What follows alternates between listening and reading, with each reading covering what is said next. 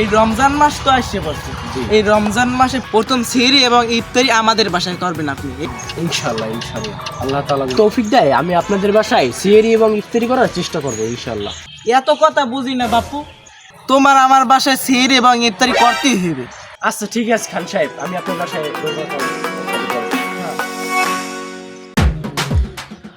আসসালামু আলাইকুম। ও হুজুর, আমরা হাঙ্গো গ্রাম বিছিয়েছি, আমের কোনান দেই না। হাঙ্গো গ্রামে কোনায় কোনায় বিছিয়েছি, আমের কোনায় আমি থাইন কমবে কমবে। তুমি কি মসজিদে খোঁজ করছালা হুজুরে মসজিদে আছে কিনা? না, আমি তো মসজিদ খোঁজ করি না, আমি খোঁজ করছি গ্রামে গ্রামে। তুমি হ্যাঁ খোঁজ করতে যাবা কা? তুমি খোঁজ করতে যাবা তো ওই যে গ্রামে টা সুদে লাগাইছো, এই টা উড়ান যায় কেমনে হেই খোঁজ করতে? তুমি হুজুরে খোঁজ করতে গেল না? এ খান সাহেব, কথা বার্তা হুশ করিয়ে গাও।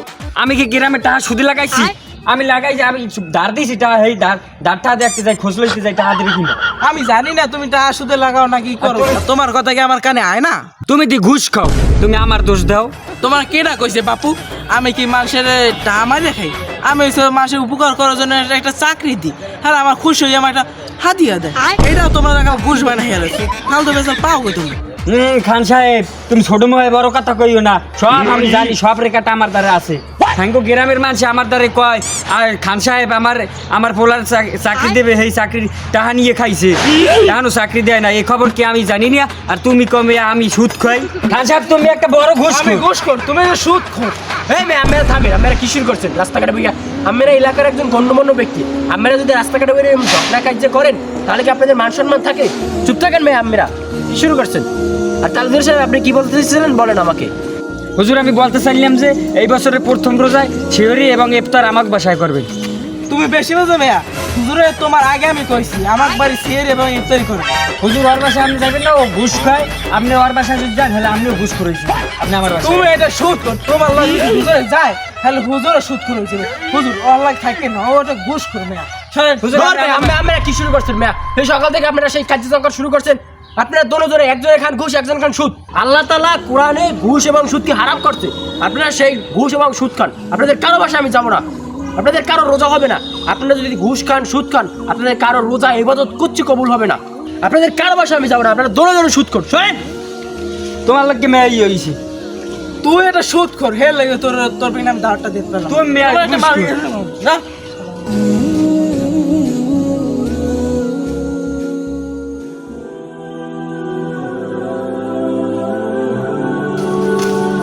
আজকের আবহাওয়াটা কত সুন্দর, এরকম আবহাওয়া সহজে দেখা যায় না। আজকে রমজানের প্রথম দিন, তার জন্য আল্লাহ তাআলা আমাদের এত সুন্দর একটা আবহাওয়া দিয়েছে, তার জন্য আল্লাহ তাআলার কাছে শুকরিয়া কামনা করতে হয়। আলহামদুলিল্লাহ। আসসালামু আলাইকুম খান সাহেব। ওয়ালাইকুম আসসালাম। তুমি কে গো বাবু? তোমার কথা চিনতে পারলাম না। আমি উত্তরপাড়ার জাহাঙ্গীরের ছেলে। ও, এই কিছু বলবা তুমি আমাকে? বলবো। কি বলবা বলো। আপনার যে চাকরির লইগে 2 লাখ টাকা দিলাম, চাকরিটা তো হইলে না।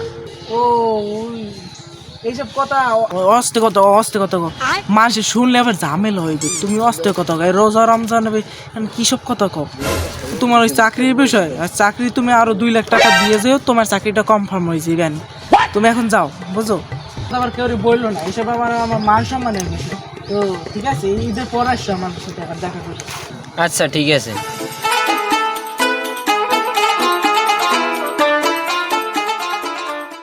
আজকে প্রথম রোজা, আজকে দিনটা কত সুন্দর। শুধু সুন্দর হলো না, ঘুষখোর খান সাহেবের লজ্জা।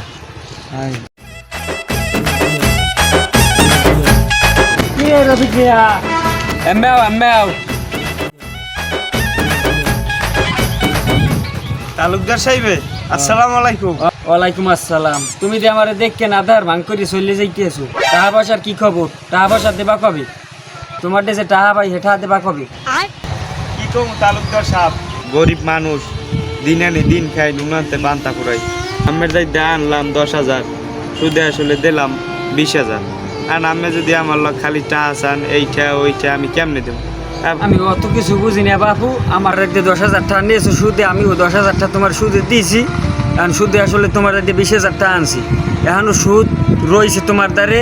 আমি যে কটা সুদে চামু সেই কটা তোমার দিতেই।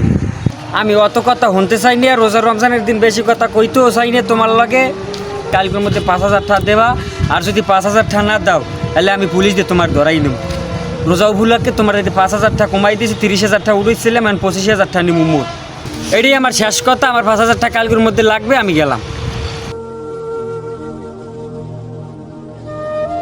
গরিবের দুঃখ কেউ বোঝে না, গরিবের লগে জুলুম করে, অত্যাচার করে।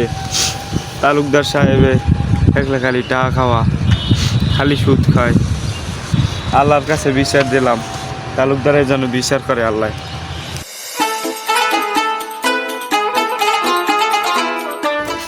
হুজুর চলেন, কই যাবো? আমাকে বাসায় ইফতার করতে চলেন।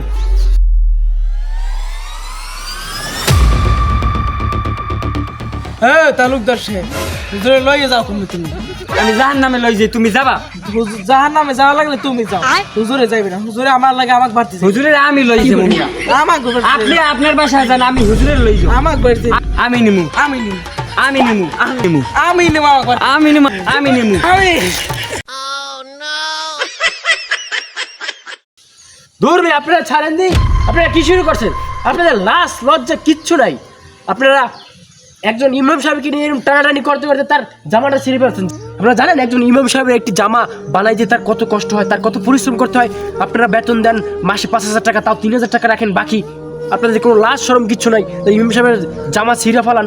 আপনাদের কোনো লাশ লজ্জা আছে মেয়া? আপনারা এলাকার একজন গণ্যমান্য ব্যক্তি, আপনাদের বুদ্ধি জ্ঞান যদি এতটা কমে যায় তাহলে কীভাবে হয় বলেন? তাহলে এই সমাজটা তো ধ্বংস হয়ে যাবে। আপনারা একজন হুজুরের পিছনে এতটাই লেগে পড়েছেন যে কে আগে ইফতারি করাবেন, সেই জন্য আপনারা দিশেহারা হয়ে গেছেন।